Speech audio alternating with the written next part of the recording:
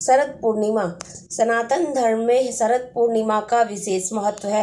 वैदिक पंचांग के अनुसार हर साल आश्विन मास की पूर्णिमा तिथि को शरद पूर्णिमा का त्योहार मनाया जाता है। इसे कोजागिरी पूर्णिमा भी कहा जाता है।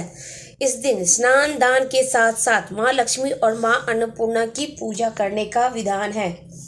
इसके अलावा विष्णु जी और चंद्रमा की भी पूजा की जाती है। इस साल शरद पूर्णिमा का पर्व 6 अक्टूबर को मनाया जाएगा। वहीं इस दिन पूजा के समय व्रत कथा पढ़ना बहुत ही जरूरी माना जाता है, वरना इसके बिना पूजा अधूरी मानी जाती है। इस समय रखे चंद्रमा के नीचे खीर। पंचांग के अनुसार 6 अक्टूबर को रात 10:38 से रात 12:08 तक लाभ उन्नति मुहूर्त रहने वाला है, लेकिन 10:53 में भद्रा भी रहेगा। इसलिए इस समय चंद्रमा के नीचे खीर न रखें।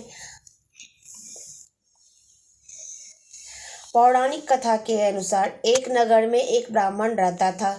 उसकी 2 पुत्रियां थीं। उसकी बड़ी पुत्री हर पूर्णिमा का व्रत किया करती थी, जबकि छोटी बहुत चंचल मन होने की वजह से कभी भी व्रत पूरा नहीं कर पाती थी। दोनों के जवान होने पर ब्राह्मण ने दोनों का विवाह कर दिया। कुछ समय के बाद बड़ी बहन को एक सुंदर पुत्र की प्राप्ति होती है, लेकिन छोटी बहन को कोई संतान नहीं हो पाती। इसके साथ ही उसके पति के कामकाज पर भी बुरा असर पड़ रहा था।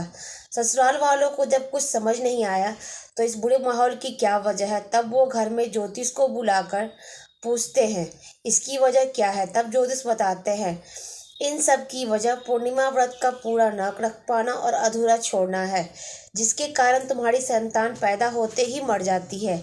अगर आप पूर्णिमा का व्रत पूरा करेंगी तो आपकी संतान मरेगी नहीं। इस बात को छोटी बहन से अच्छे समझ लिया। ऐसे में उसने पूर्णिमा का व्रत किया, लेकिन अगली बार भी जब उसे संतान हुई थी तो उसकी मृत्यु हो गई। अपनी छोटी बहन से मिलने उसकी बड़ी बहन आई। ऐसे में छोटी बहन ने एक पाटा में अपनी मरी संतान को रखकर कपड़े से ढक दिया और उसी के ऊपर अपनी बहन को बैठने के लिए कहा। जैसे ही बड़ी बहन उसमें बैठने को हुई तो उसका वस्त्र बच्चे को छू गया। वह तुरंत ही रोने लगा। तब वह बड़ी बहन ने छोटी बहन से कहा, अच्छा मेरे नीचे रखकर मेरे ऊपर तू अपनी संतान की मौत का लांछन लगाना चाहती थी।